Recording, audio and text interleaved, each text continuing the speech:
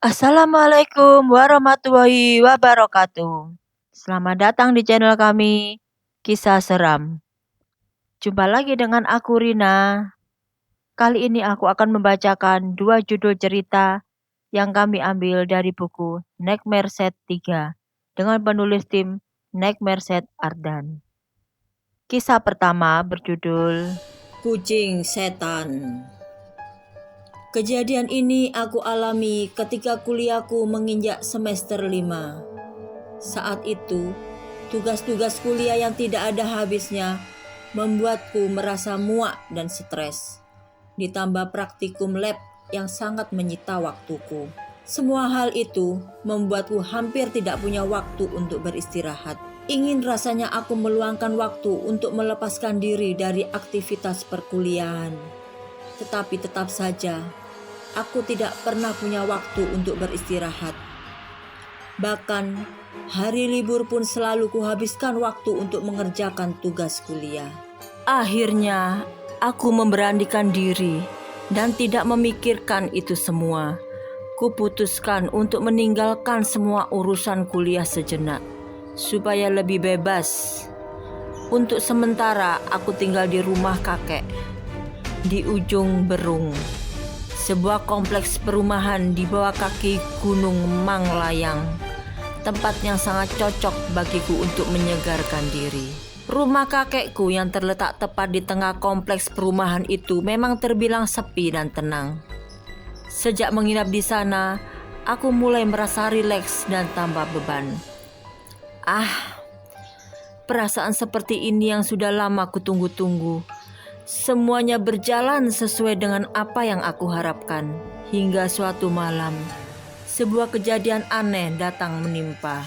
Malam itu, aku sedang berkeliling kompleks untuk sekedar mencuci mata sebelum beristirahat. Sepeda motor yang menemaniku malam itu melaju mengelilingi setiap sudut kompleks perumahan. Setelah puas mengelilingi beberapa blok, aku melajukan sepeda motor ke lapangan kompleks. Di lapangan kompleks, aku bertemu dengan teman-teman lama. Karena kangen, di sana kami pun mengobrol banyak sampai lupa waktu. Saat melihat jam, waktu sudah menunjukkan pukul 11 malam. Aku segera pamit pulang. Begitu juga dengan teman-temanku yang sudah mulai mengantuk. Angin saat malam itu sangat dingin. Sesekali tubuhku merinding karena tak kuat dengan hembusan angin yang begitu tajam. Lalu aku melajukan sepeda motorku sedikit kencang agar cepat sampai di rumah kakek. Dalam perjalanan, pandanganku teralihkan pada sebuah rumah yang cukup besar dan gelap. Sepertinya si rumah itu kosong. Saat melewati rumah itu, tiba-tiba aku merasakan sepeda motorku terguncang karena melindas sesuatu. Awalnya aku mengira itu polisi tidur, tapi guncangannya terasa begitu berbeda dan bersuara. Sejenak, aku menghentikan motor dan menengok ke belakang. Jalanan cukup gelap. Karena penasaran, aku turun dari sepeda motor dan mendekati sumber guncangan itu. Aku pun menyalakan lampu ponsel dan kuarahkan ke jalan agar tidak terlalu gelap. Ketika aku melihat apa yang aku lindas tadi, astaga! Aku terkejut ketika mendapati seekor kucing hitam tergeletak di sana. Kucing itu tidak bergerak dan matanya terbelalak. Aku merasa bingung harus berbuat apa. Perasaan bingung bercampur takut membuatku tidak bisa tenang. Akhirnya aku memutuskan untuk meninggalkan bangkai kucing itu, lalu bergegas kembali berkendara menuju ke rumah kakekku.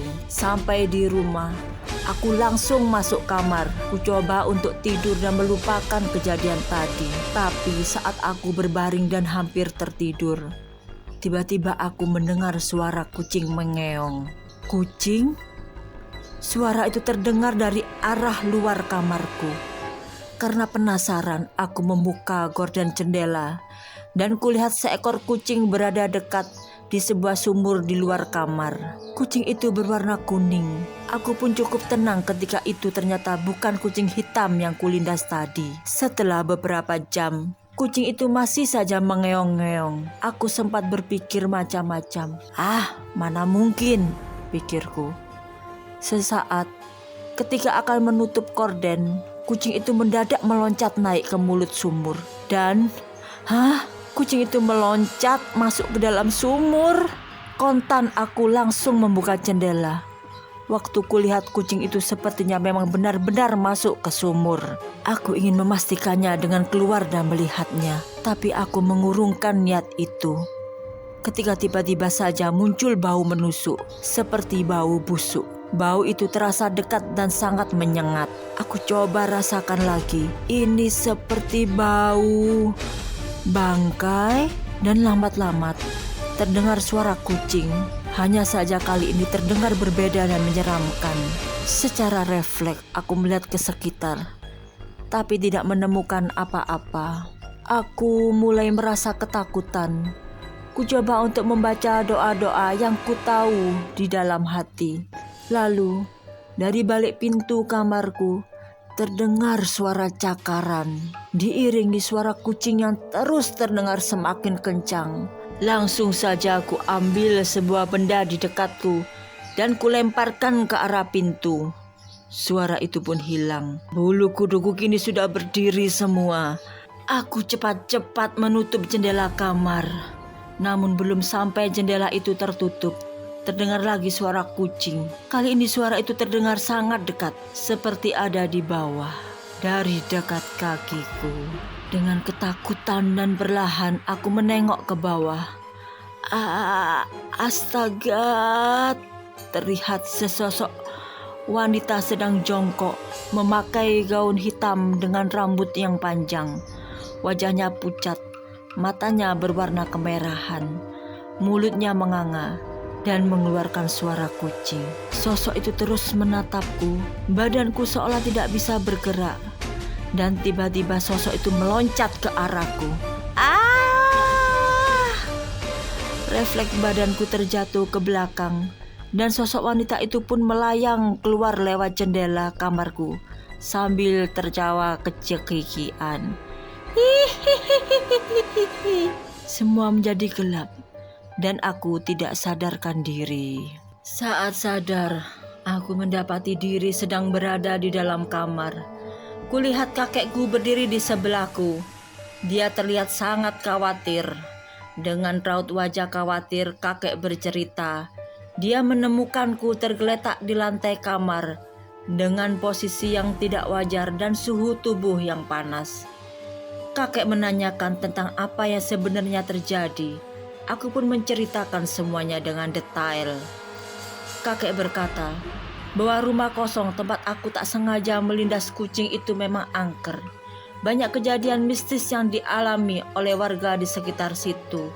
Dan jika melihat ada kucing di sekitar sana, jangan pernah sekali-kali mengganggunya. Konon, kucing itu adalah kucing peliharaan seorang wanita yang tinggal di rumah itu. Wanita misterius yang diasingkan dari desa asalnya karena dituduh mempelajari ilmu gelap. Suatu saat, wanita itu menghilang dan sampai sekarang tidak ada yang tahu di mana keberadaannya. Tapi rumor yang beredar, dia berhasil mengubah diri menjadi kucing sebagai bagian dari syarat ilmunya. Setelah menjelaskan semua itu, kakek beranjak untuk membawakanku minum. Tak lama tiba-tiba saja, meow, datang mendekatiku seekor kucing. Kucing itu berwarna kuning, persis seperti yang kulihat semalam meloncat ke dalam sumur. Nah, ini cerita pertama ya teman-teman ya. Kira-kira kucing jelmaan siapa yang warna kuning tadi ya teman-teman ya? Coba di komen-komen ya. Kisah kedua berjudul Kepala Buntung Desa Cikadut. Ini adalah cerita menyeramkan dari masa kecilku dulu. Saat aku tinggal di daerah Cikadut, Cimenyan, Bandung. Waktu itu aku baru berusia 10 tahun. dan daerah Cikadut belum seramai sekarang. Hanya ada bukit-bukit kosong yang sedang digarap untuk perumahan. Aku tinggal di sebuah rumah kecil bersama ayah, ibu, dan adikku. Hanya saja, ayah jarang pulang ke rumah karena beliau waktu itu masih bekerja di PT Pelni. Ayah pulang sebulan sekali. Jadi, di rumah seringkali hanya ada kami bertiga. Di belakang rumahku ada hambaran sawah dan rumah-rumah lain yang jaraknya cukup jauh. Halaman rumah kami pun masih berupa lahan-lahan kosong yang dipenuhi belukar dan pohon pisang. Makanya, pada setiap sore, kami suka menaburkan garam untuk mencegah ular sawah masuk ke rumah. Pada masa itu, menurut orang banyak, daerah Cikadut terkesan angker karena dekat sebuah pemakaman dan krematorium. Aku pun di rumah pernah mengalami kejadian seram. Tapi aku yang saat itu masih kecil, belum mengerti dan peduli dengan semua itu. Waktu itu, aku baru saja pulang sekolah dan melihat ibu sedang tidur bersama adikku yang masih bayi di kamar. Suasana rumah otomatis menjadi sepi. Tanpa mengganggu tidur mereka, aku langsung berniat mandi. Karena setelah sekolah, aku langsung belajar mengaji. Saat itu, kamar mandi rumahku masih menggunakan sumur dan bedengnya hanya beratapkan genting dan seng. Ketika masuk, aku melihat ternyata bak sudah terisi air. Dengan senang aku mandi dari bak yang mungkin memang disiapkan ibu. Dan ketika aku sedang mandi, tiba-tiba saja aku dikagetkan oleh suara benda jatuh di dalam sumur. Bunyinya sangat keras. Suara itu juga disertai semacam jeritan seram. Bukan jeritan manusia. Aku tidak dapat memastikan suara apa itu. Aku yang terkejut langsung teriak ketakutan. Ibuku terbangun dan dengan panik terburu ke kamar mandi. Kenapa, Neng? Kamu jatuh? Ibu sampai kaget nih. Aku menangis sekencangnya dan langsung memeluk ibu. Sambil menangis, aku menunjuk ke arah sumur. Dan aku bilang ada binatang jatuh ke dalam sana. Ibu langsung berjinjit dan melihat ke arah yang kutunjuk, tapi tidak menemukan apa-apa. Setelah menenangkan diri dan mengeringkan badan, tiba-tiba para tetangga berdatangan ke rumahku. Ibuku kebingungan menghadapi gerombolan yang tiba-tiba muncul. Mereka berdatangan karena mendengar dentuman keras dari rumahku. Sambil menenangkan warga, ibu bilang bahwa ada genteng yang jatuh ke dalam sumur. Padahal jika dipikir menggunakan logika, mana mungkin genteng jatuh bunyinya sampai menghebohkan warga satu kampung. Singkat cerita, siang itu aku tetap pergi mengaji dan baru pulang setelah asar. Malamnya adikku yang sudah tertidur pulas ketika aku sedang mengerjakan PR bersama ibu dalam keheningan malam, mendengar suara gaduh seperti suara yang tadi siang kami dengar dari arah kamar mandi. Aku berpandangan dengan ibu. Lalu ibu bangkit dari tempat duduknya dan langsung menuju kamar mandi. Perlahan aku melihat ibu mengintip dari balik pintu kayu kamar mandi. Tiba-tiba dia menutup pintu kamar mandi dengan cepat dan berdiri dengan wajah pucat. Ibu menghampiriku sambil mengelus dada dan mengucapkan istighfar berkali-kali. Saat aku tanya ada apa, ibu hanya diam dan menyuruhku masuk ke kamar. Sambil berjalan ke kamar, aku melihat ibu menggendong adikku dengan terburu-buru dan mengunci pintu kamar. Aku masih bertanya kepada ibu. Ibu hanya menyuruhku untuk cepat tidur. Dan akhirnya aku pun tertidur pulas. Sampai tengah malam aku terbangun dan kulihat ibu masih tertidur pulas. Aku gosok mataku membenarkan posisi tidur. Posisi badan ini sedikit menindih kaki adik. Lalu aku bergerak memajukan posisi. Sambil menunggu tertidur, aku bisa mendengar suara tokek dari luar. Suara binatang melata itu muncul dari balik jendela kaca. Bunyinya berulang-ulang dan sangat mengganggu, membuatku tak bisa tidur lagi dan sedikit takut. Aku putuskan untuk membangunkan ibu. Ibu, ada tokek di luar, aku takut. Ibuku bangun dengan setengah sadar, lalu mengambil sapu lidi yang ada di pinggir kasur. Kemudian setengah berdiri ibuku menyibakkan tirai merah yang menutupi jendela. Dan ketika tirai itu tersibak, astaga Bu, Ibu, itu apa Bu? Badan ibuku terlihat seperti kaku seketika. Aku pun demikian. Tanganku mencengkeram lengan ibu dengan kuat. Yang kami lihat saat itu adalah pemandangan yang sangat menyeramkan dari luar jendela. Di balik jendela, sesosok wajah menyeramkan menempel. Mukanya berwarna putih pucat dengan rambut yang berantakan. Mulutnya lebar dan lidahnya menjulur seperti ular. Matanya besar dan wajah itu mengeluarkan suara menyeramkan. Seperti suara binatang yang sering kami dengar sebelumnya. Seperti suara tokek, tapi lebih keras dan seram. Kami dapat melihat kepala itu bergoyang, melengok ke kanan dan ke kiri sambil mengeluarkan suara aneh itu. Kepala itu perlahan bergerak hingga ternyata wajah tersebut hanya sebuah kepala yang melayang-layang. Astaga, aku menangis ketakutan sambil memeluk ibu, dan ibu segera menutup jendela kamar sekaligus menutup badan kami semua dengan selimut. Dalam gelap, aku lihat ibu menitikkan air mata. Aku yakin pada saat itu dia pasti sangat ketakutan. Dengan bibir yang gemetar dan suara parau, ia melafalkan doa. Akhirnya kami tertidur karena kelelahan dari rasa takut. Kami terbangun dalam posisi berpelukan. Ibu mengelus rambutku sambil meyakinkan bahwa semua sudah berakhir. Aku diajaknya mandi atau cuci muka untuk bersiap ke sekolah. Di dalam kamar mandi, ibu langsung menyambar ember yang menggantung di atas sumur. Sambil menimba, ibu terus berkata agar jangan pernah takut karena kita adalah orang yang benar dan beriman. Aku yang menangis lagi karena teringat kejadian semalam. Sepertinya membuat ibu sedikit kesal. Akhirnya ibu bilang kalau hantu kepala buntung itu sudah pergi. Sayang, ibu tidak bisa menenangkanku. Dengan kesal ibu menarik ember dari dalam sumur. Ketika menuangkan airnya ke dalam bak, biur!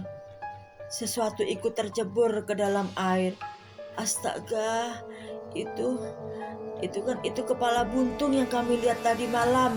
Kepala itu mengambang di permukaan bak dengan wajah yang masih menyeramkan sambil terus mengeluarkan suara Toke.